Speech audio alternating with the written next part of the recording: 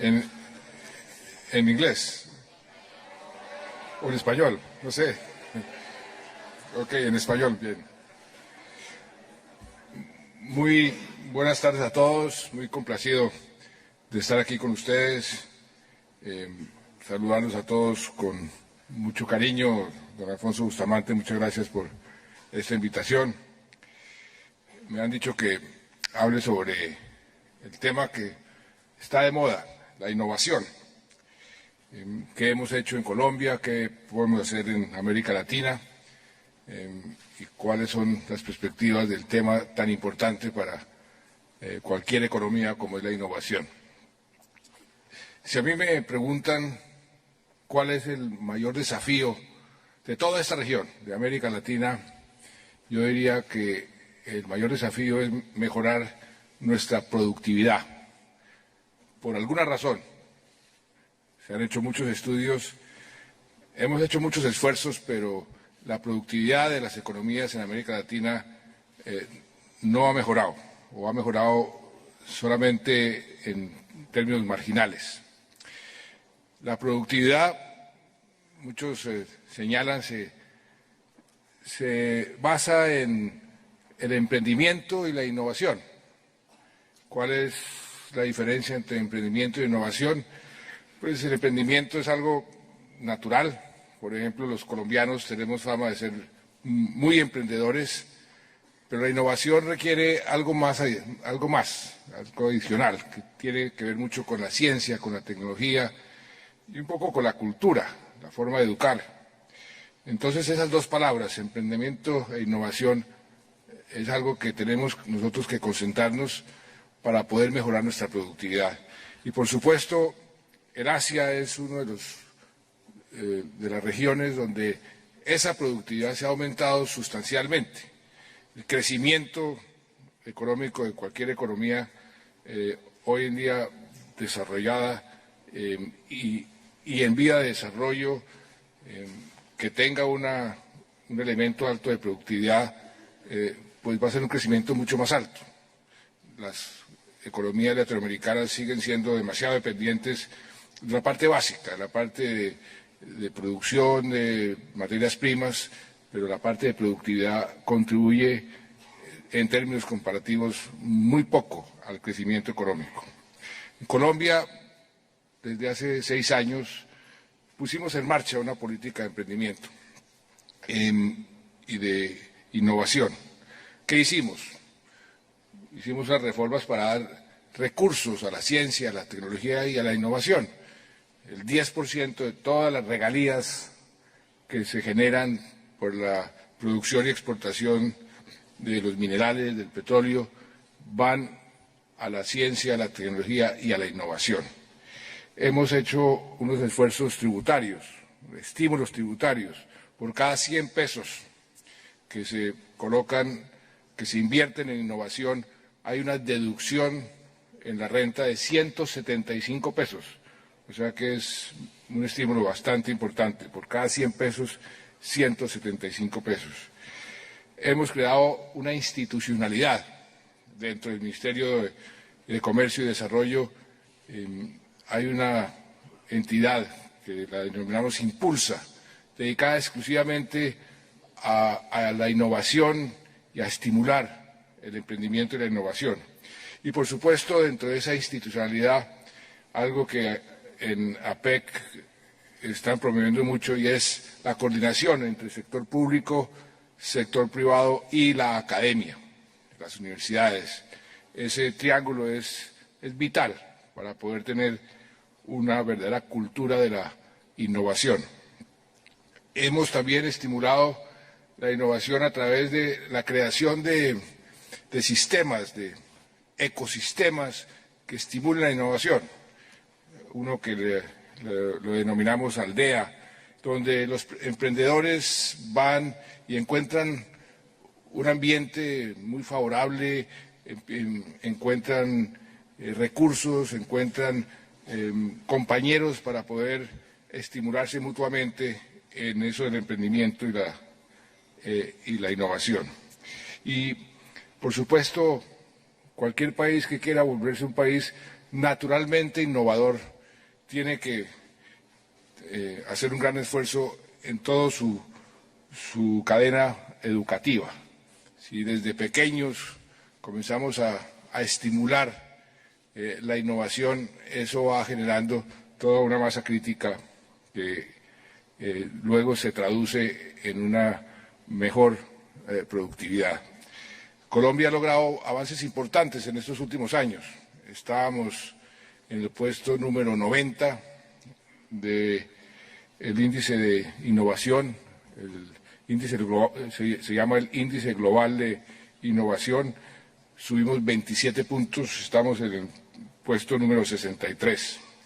Y estamos haciendo un gran esfuerzo para continuar por esa ruta, porque sabemos que de eso depende un futuro crecimiento con altas tasas, porque si no innovamos, si nos quedamos simplemente dependiendo de las exportaciones tradicionales, nos vamos a quedar rezagados. Y algo parecido hemos tratado de hacer en la Alianza del Pacífico. La Alianza del Pacífico, cuando la creamos el año 2012, la proyectamos como una alianza moderna que fuera muy favorable al sector privado, a los empresarios, y que aprovecháramos de la mejor forma posible esas visiones compartidas que tenemos los 4 países, México, Chile, Perú y Colombia. Pero también que identificáramos aquellos factores que nos van a hacer más competitivos, que nos van a permitir crecer mejor. Y desde entonces hemos venido sembrando esa semilla y estimulando lo que consideramos es importante para que la integración de estos 4 países se pueda profundizar cada vez mejor, cada vez más, y que al mismo tiempo nos sirvan de plataforma con el resto del mundo. Me acuerdo las muchas discusiones que tuvimos, por ejemplo, en crear una mentalidad y una cultura de la innovación. Y eso ha sido algo que ha estado presente en todas las reuniones empresariales de los países de la Alianza del Pacífico y siempre mirando como referencia al Asia-Pacífico. Por eso menciono lo de la Alianza del Pacífico, porque inclusive se creó, cuando creamos la Alianza del Pacífico, estábamos pensando en cómo podemos aprovechar esa parte del mundo que está creciendo a tasas más altas que el resto del mundo, que era y es el Asia-Pacífico.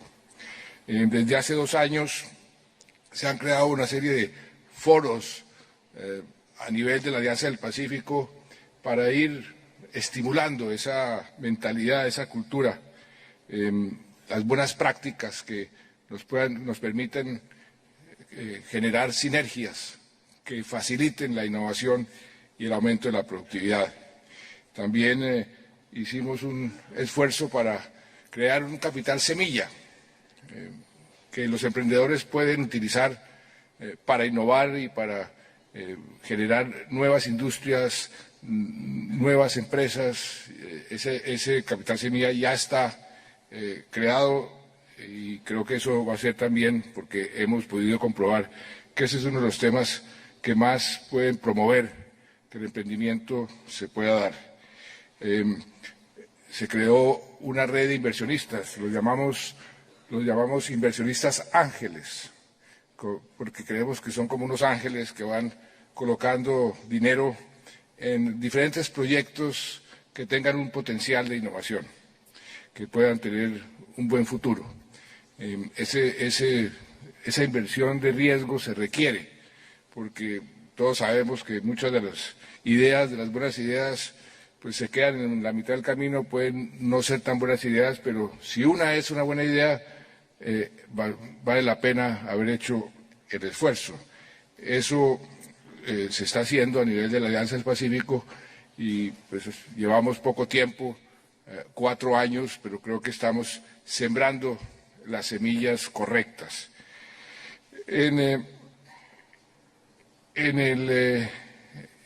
Este grupo de inversionistas ángeles y dentro de la Alianza del Pacífico hemos identificado una serie de prioridades que se se complementan perfectamente con todo lo que APEC está haciendo y con lo que hace el Asia-Pacífico.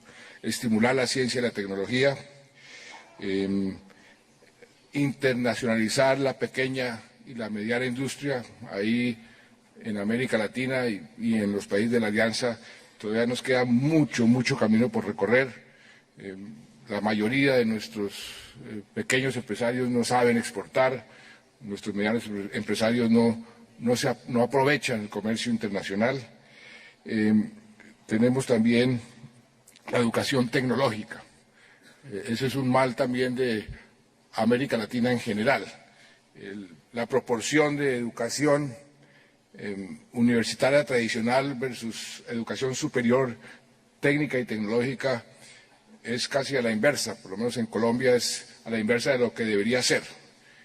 Países como Alemania, como Inglaterra, como el Japón tienen una proporción mucho mayor de educación superior técnica y tecnológica, y nosotros tenemos al contrario. Lo que se traduce al final es que profesionales, abogados o economistas acaban muchas veces manejando un taxi o haciendo labores que no corresponden al nivel educativo, y eso genera una gran frustración.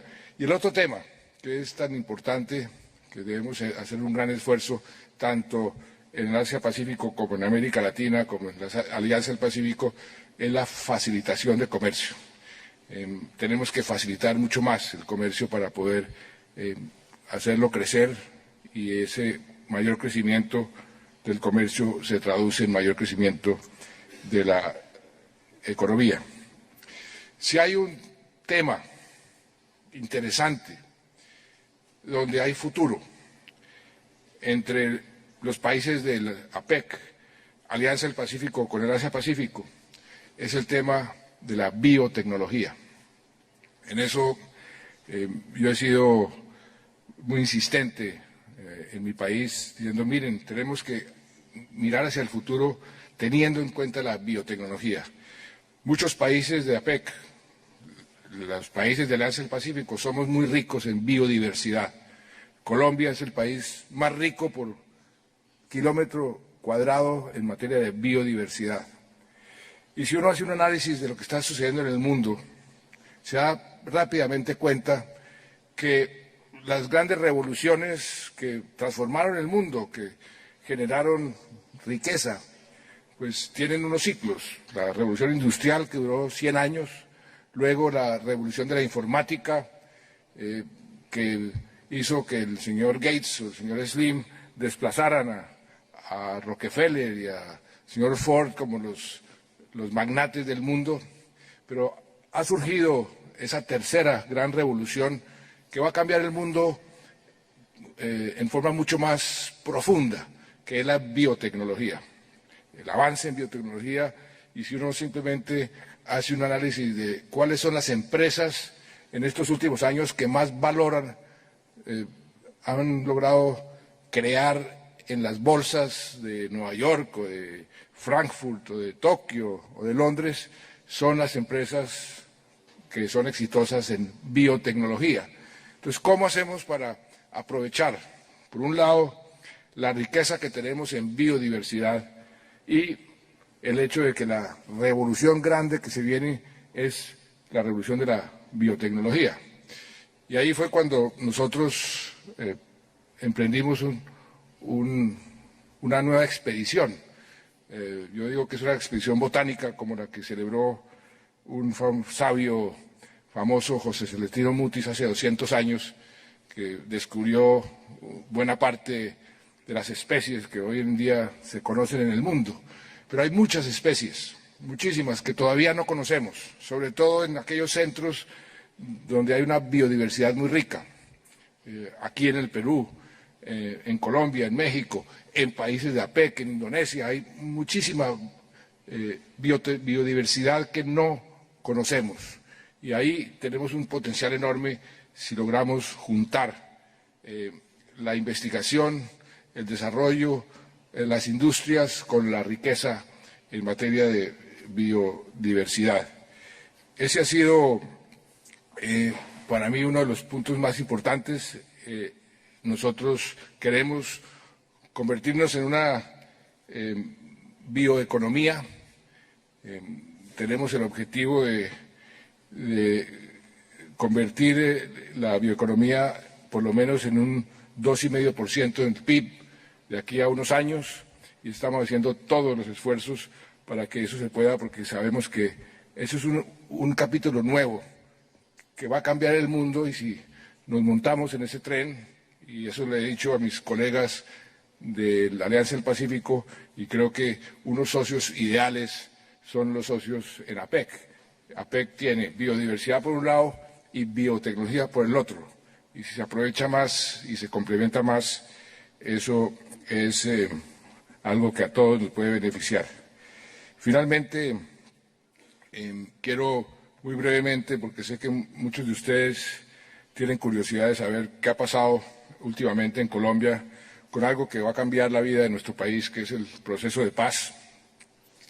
Hace un mes largo pusimos el acuerdo que firmamos con las FARC a un plebiscito. Yo no estaba obligado a hacerlo, lo hice convencido de que era lo correcto, que la gente opinara sobre un acuerdo tan importante. Perdimos por un margen muy pequeño ese plebiscito, e inmediatamente lo que quise fue precisamente seguir un consejo chino que dice que de cada crisis, cada dificultad hay que encontrarle una oportunidad. Y ahí lo que hice fue convocar a un gran diálogo nacional para crear un nuevo acuerdo, negociar un nuevo acuerdo que nos permitiera no echar al traste 6 años de negociaciones y volver a la guerra. Eso sería absurdo. Todos hicimos campaña diciendo que todos queríamos la paz. Si eso es así, entonces, ¿por qué no nos ponemos de acuerdo? Llevamos 40 días en un intenso diálogo con sobre todo los promotores del voto por el no, diciéndoles cuáles son sus preocupaciones, qué cambios requerirían para poder apoyar los acuerdos. Ha sido un ejercicio muy constructivo, generoso. El diálogo ha sido muy rico y muy franco, y logramos el sábado pasado un nuevo acuerdo con las FARC, mucho más amplio, más profundo. Reconozco que es un mejor acuerdo del que habíamos firmado el 26 de septiembre en Cartagena. En este momento lo que vamos a hacer es ver cómo se implementa a la mayor brevedad posible.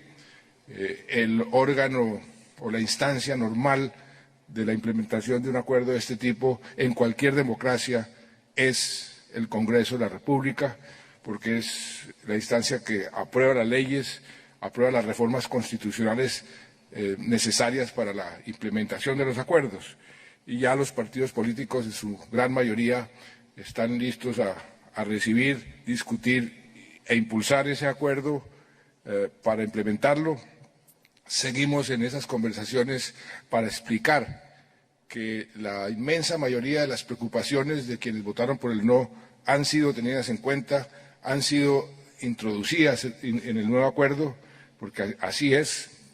Recibimos más de 500 propuestas de diferente tipo, las organizamos en 57 temas y negociamos de esos 57, 56 cambios sustanciales en el acuerdo que habíamos firmado. O sea, tenemos un nuevo acuerdo mucho mejor. Eso, por supuesto, que para el país es muy importante. Yo ayer estaba en Washington, en el seno de la OEA. Recibimos el apoyo de todos y cada uno de los miembros de la OEA para que se implemente el acuerdo lo más pronto posible. El apoyo de Europa también ha llegado en su totalidad. El primer ministro japonés, con quien me reuní hace una hora, me dice tener todo el apoyo. Estoy seguro que China y Rusia, que nos han venido apoyando muchísimo en el Consejo de Seguridad, pues continuarán con su apoyo, de manera que en ese frente se está despejando el panorama para Colombia. Eso es muy importante para nuestro país, pero también para la región. Las implicaciones de la paz en Colombia tienen implicaciones regionales, y eso es una buena noticia pues para todos nosotros, para todos los empresarios, porque ese es el último conflicto armado que tiene el continente americano, el continente occidental. Y si logra uno acabar con ese último conflicto armado, pues será un continente en paz, en un mundo que infortunadamente tiene todavía muchos problemas, muchas guerras, pero que por lo menos en el caso